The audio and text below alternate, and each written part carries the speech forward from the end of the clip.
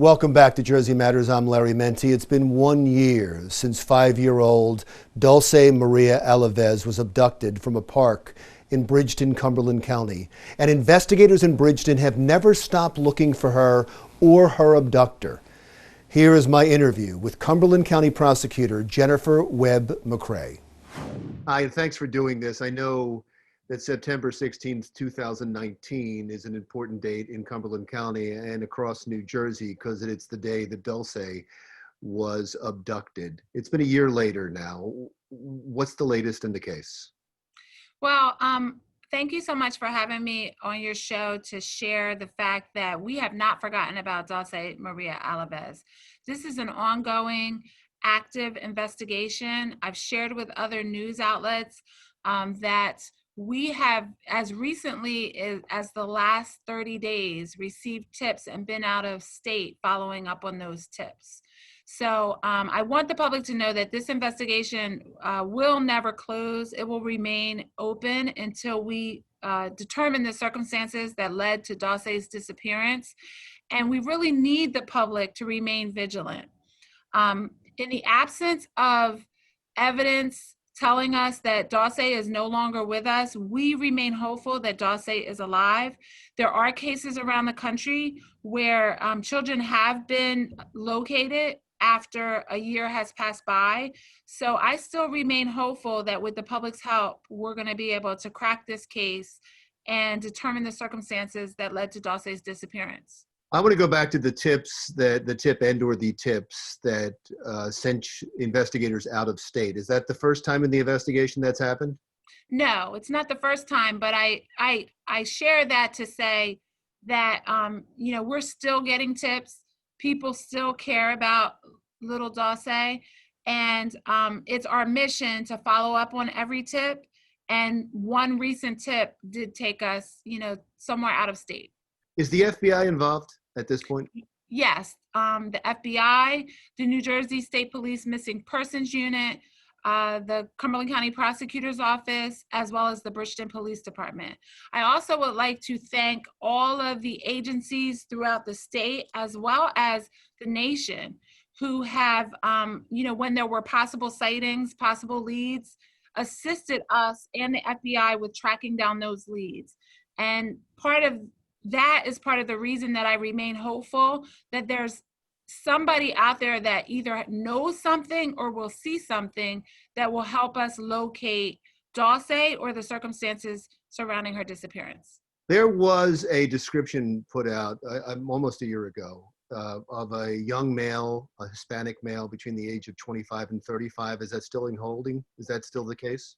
That is still the case. We have called that person a person of interest. We still would like to speak to that person if that person can be located.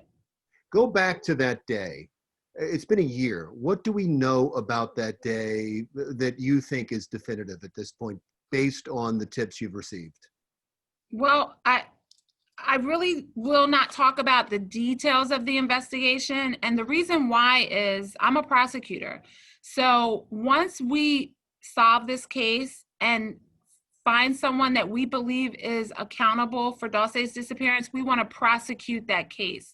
So this has an element of being a criminal investigation. So there are facts and circumstances that would only be known possibly to the person responsible. So we generally do not talk about that in the public domain. There are facts that we know. We know the time that she disappeared. There are certain facts that we know, but until, as a prosecutor, we're willing to authorize charges to hold someone responsible or find Dulce, I'm not going to talk about the details and facts. From your answer, you lead me to believe, or one would be led to believe, that there are some things that you've withheld from the public on that day, because if you find someone, you can use those details to find out if the stories match up. Is that fair?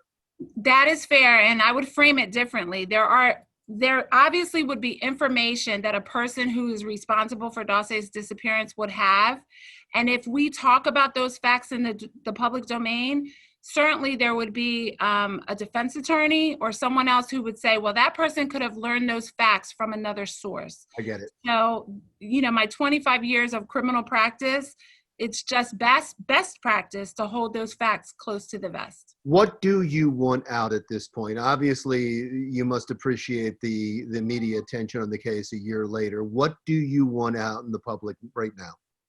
What I want the public to remember is that Dulce is someone's daughter, someone's granddaughter. She's a child in this community. And as obviously this disappearance has caused trauma to her family, it's caused trauma to our community. And I want the public to know that we're not going to forget about Dulce, that this case is going to remain an active, ongoing investigation until we solve it.